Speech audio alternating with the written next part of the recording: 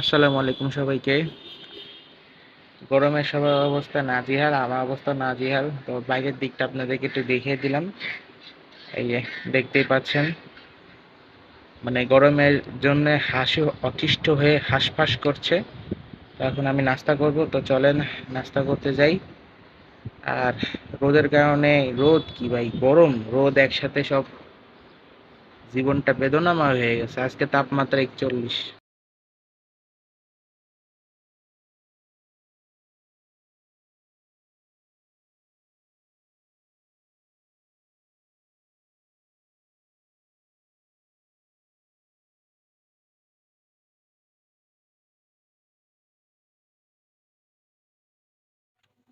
যুদ্ধ লেগে গেছে, যুদ্ধ।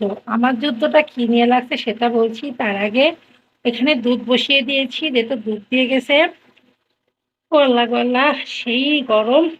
তো দুধটা দিয়ে গেছে, আগে দুধটা বসিয়ে দিয়ে আর সকালের নাস্তা কমপ্লিট। যে যেমন পেরেছে, কেউ চা খেয়ে, মানে যার যেটা ভালো লেগেছে সে সেটাই খেয়েছে। মুটু কাকু হচ্ছে গোশ দিয়ে ভাত খেয়েছে, আমি হচ্ছে চা বিস্কিট খেয়েছি, যে যেমন পেরেছে সে সেমন খেয়েছে। আর সকালের নাস্তার পরে দেখেন কি অবস্থা, যদি সকালের নাস্তার পরে যে এতগুলা থালা বাসন হয়, তাহলে দুপুরে খাওয়া দাওয়ার পরে কি হবে। আর এদিকে টেবিল ময়লা হয়ে পড়ে আছে, টেবিলটা পরিষ্কার করতে যাব। আর টেবিলে যেহেতু বসে আমরা খাওয়া দাওয়া করি, সে তো টেবিলের পরে এঁটো কাটা পড়ে। আর টেবিলটা এখন যদি পরিষ্কার না করতে, টেবিলটা বাসি।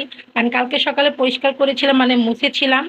তো কাল সারাদিন চলে গেছে, এখন মুছবো, এখন মুছলে আজকে সারাদিন চলে যাব। যেরকম আমরা ঘর বাড়ি পরিষ্কার করি, টেবিলটাকে ওইভাবে পরিষ্কার করতে। আর যুদ্ধ বলতে কি, মানুষের যুদ্ধ করে অস্ত্র দিয়ে, আর আমার যুদ্ধ হচ্ছে হাতা, খুন্তি, ঝাড়ু, বালতি, কলম। এটা হচ্ছে আমার যুদ্ধের অস্ত্র। তো এখনো কি কি রান্নাবাড়া হবে সেটা এখন ডিসিশন নিচ্ছে আর কাটাকাটি করছে। তো যেহেতু দুধটা আজকে তাড়াতাড়ি দিয়ে গেছে, সেই জন্য ভাবলাম যে আগে দুধটা বসিয়ে দিই, গরমের দুধ নষ্ট হয়ে যাবে। আর এদিকে সকালে নাস্তার পরে যা বাসি কুসি থালা বাসন যা ছিল সেগুলো কমপ্লিট করে ফেলছি। এখন কি কি রান্না করবে সেটা কাটাকুটির পরে আপনাদের সঙ্গে শেয়ার করব। তো তোমার কাটাকুটি করবে না? লাস্ট পরের ডিসিশন হলো যে পটল, আলু আর হচ্ছে গিয়ে রুই মাছের ঝোল হবে, আর পুঁই শাক রান্না হবে। তো পুঁই শাকের তরকারিটা গোছানো হচ্ছে। আর এদিকে হচ্ছে যেহেতু আলু, এই যে পটল ছুলেছে, পটল এখন দিয়ে ভেজে নিতে হবে। আর এখানে হচ্ছে গিয়ে শুকনো মরিচ, তেজপাতা, রসুন, জিরাটা ভেজে নেবো একটু পরে। আর এখানে পেঁয়াজ দিয়েছি, যেটাকে শাক মশলা বাটা বলে বা তেলে ভেজে নেওয়া বলে, সেটা আমি ভেজে নিচ্ছি। ভেজে এটা বেটে নিবে। এটা এটা ওঠানোর পরে তারপরে পটল ভাজা হবে, আর আলু দিয়ে রুই মাছ দিয়ে ঝোল করা হবে। তো আমি মশলা ভেজে দিয়ে চলে গিয়েছিলাম, কিছু কাপড় ছিল বাথরুমে, সেগুলো ধুয়ে নেড়ে দিয়ে আসতে আসতে দেখি এদিকে পটলের তরকারি প্রায় হয়ে গেছে। এখন শুধু মাছটা দিয়ে দিবে। আর ভাইয়া বলেছে একটু ঝোল ঝোল রাখতে। আর শাক বাটা বা তেলে ভাজার মশলা দিলেই অন্যরকম লাগে, কালারটা অন্যরকম হয়। এটার কালার একরকম হয়, আর কাঁচা মশলার কালারটা একরকম হয়, আর হাতে মাখিয়ে দিলে আরেক রকম হয়। তিন কালার হয়। তো কালারটা দেখতে আসলে ভালো লাগছে। আর পটলটা ভেজে নিয়েছিল। তো এই যে সবকিছু যা যা লাগে সবকিছু দিয়ে কমপ্লিট করে ফেলেছে। আমি আবার একটু নিচে যাচ্ছি, নিচের থেকে আস্তে আস্তে হয়তো অন্য কোনো তরকারি বসিয়ে দিবে। আর সময় এত দ্রুত যাচ্ছে, আর বাইরে এত রোদ, মানে রোদের জ্বালায় কাজ করতে পারছি না, ঠিকমতো ভিডিও বানাতে পারি না। একটা আগের ভিডিও জমে আছে হাতে, সেটা এখনো এডিটিংয়ে দিতে পারিনি, আপলোড দিতে পারিনি। সবকিছু মিলে একটা প্যারার ভিতর দিয়ে যাচ্ছি। তো কথা বাড়াবো না, এখন বুকে মাছ দিয়ে দিবে, মাছও ভেজে রাখছে। তার কথা বাড়ে লাভ নেই, আমি আমার মতো নিচে চলে যাচ্ছি, আমার কাজ আছে, কাজটা সেরে আসি। ও কি কাজ সেটা এসে শেয়ার করবো আপনার সঙ্গে একটু পরে। শুকুর আলহামদুলিল্লাহ, কেউ আবার নাদিয়া কাকার ঢেকুর দেখে ভয় পেন না। দুপুরে খাবার কিন্তু আমি খাইনি। কথাতে কথা সেটা না, আমার নাদিয়ার জন্য শরীরে কি জন্য হয়েছিল, তাই গোসল করে ওকে একটু ওষুধ দিলাম। ওষুধ দেওয়ার পরে বাইরে সকালে যে কি খাইছে আমি নিজেও জানি না। ও, এর মধ্যে নিচে গিয়েছিলাম আমার কবুতরের জন্য একটা জোড়া মিলাইতে। তো ওকে নিয়েই সেই টুকটাক কাজ টাজ করে এত ক্ষুধা লেগেছিল, এত ক্ষুধা লেগেছিল, চিন্তা ভাবনা করলাম যে এখন যদি ভাত খাই তাহলে তো আর কাজে দেরি হয়ে যাবে। সেই জন্য এই এই হাট, হাট। ও শুধু শরীর চুলকাবে, শুধু শরীর চুলকাবে। গোসল টোসল দিয়ে এখানে রেখে গেছি। আর এই যে পর্দাগুলো সে কবে থেকে বলছি যে লন্ডিতে দাও, লন্ডে এই মুটু কাকা লন্ডিতে দেয় না। আর এই যে কাপড় চোপড়গুলো এগুলো ধুয়েছিলাম সবগুলো এখানে গাঁটটি মেরেছি। তো যেটা বলছিলাম, এখন প্রচুর ক্ষুধা লেগেছে, কি খাবো কি খাবো কি খাবো। তো দুধ, রুটি আর কলা সুন্দর করে মাখিয়ে মুখিয়ে খেয়ে খেয়ে ফেলেছি। তাই একটু ঢেকুর উঠাইলাম। এখনো কাজ টাজ বাকি আছে, এদিকে রান্না কমপ্লিট হয়ে গেছে। আজকে শুধু ২ প্রকারের রান্না হয়েছে। একটা হচ্ছে পুঁই শাক আলু রান্না করেছে, আর হচ্ছে একটা হচ্ছে গিয়ে মাছ দিয়ে পটল আলু ঝোল করেছে, বা মানে কষিয়ে রান্না করছে। এখন এই শাড়িগুলো যে কিনেছিলাম সেই শাড়িগুলো তো আর পরা হলো না। তো খুব শীঘ্রই এটা ব্লাউজ তৈরি করব, তৈরি করে এটা পরবো। আর এই যে হলুদে যাওয়ার জন্য যে শাড়িটা কিনেছিলাম সেটা তো আর এখন পরা হচ্ছে না। তাই এটা চিন্তা ভাবনা করলাম সুন্দর করে এটা আলমারিতে উঠিয়ে রাখি, যদি কাজে লাগে অবশ্যই বের করে কাজে লাগাবো। আর এই পর্দাগুলো যে কবে যাবে আমি নিজেও জানি না। ন্যাপথল নাকি ন্যাপথল? ন্যাপথল? ন্যাপথল না কি বলে? Naphthol naphthol. আসো। ভাই রে ভাই, সব কাজটা শেষ করে গোসল করে দুপুরে খানা দানা হলো না। আর এই টাইমটা 3:30 পৌনে 4টা আমাদের লিফটটা বন্ধ থাকে, তাই আমি সিঁড়িতে টুং টুং টুং টুং করে নেমে যাচ্ছি।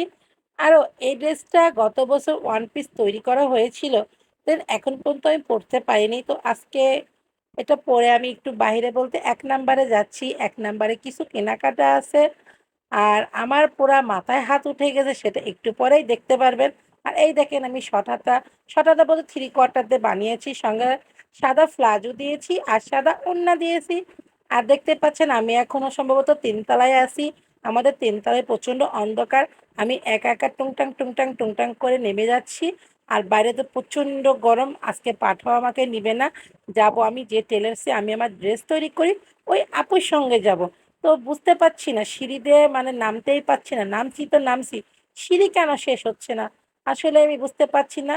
তো সম্ভবত আমি এখন 1 তলায় আছি, আন্ডারগ্রাউন্ডের কাছেই চলে এসেছি। কোথায় দেখতেই পাচ্ছেন, মুক্তিযোদ্ধা মার্কেটের দোতলায়। ভাই রে ভাই, এত লেস, কত রকমের যে লেস! আমি আবার লেস সম্পর্কে বিশাল অভিজ্ঞতা। আমি কিন্তু অভিজ্ঞতা মানুষ, এইজন্য আপনাদেরকে বলতে পারছি না। লেসের কোনো শেষ নেই। লেস আর লেস, লেস আর লেস। আমি আসলেই বলদ, বলদ না থুক্কু।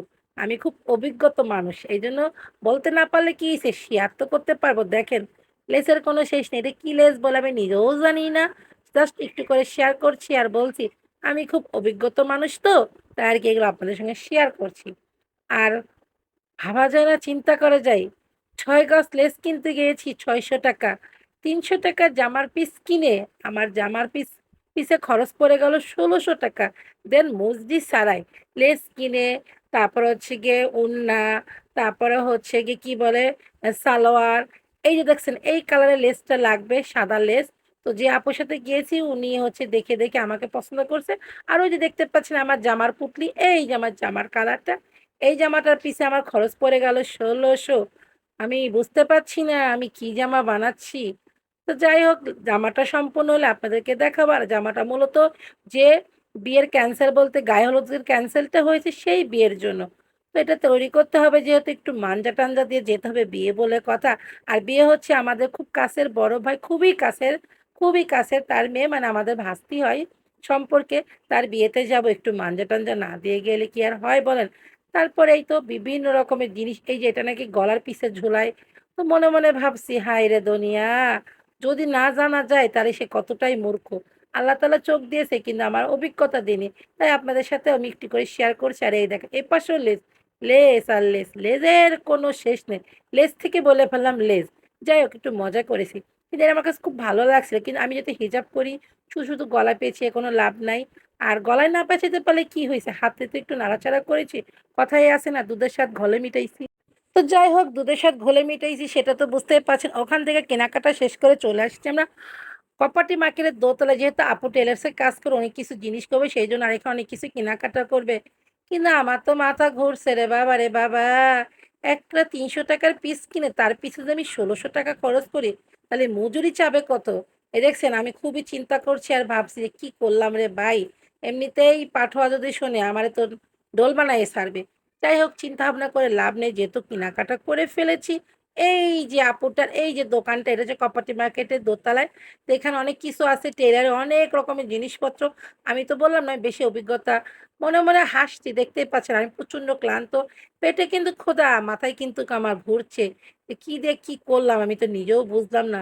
যে নাচতে এই এক অকামের উস্তাদ আমি। তো অবশ্যই আপনাদের পরবর্তীতে যখন বিয়েতে যাব ড্রেসটা তো শেয়ার করব। কিন্তু আমার মতো বোকা পৃথিবীতে কেউ নাই।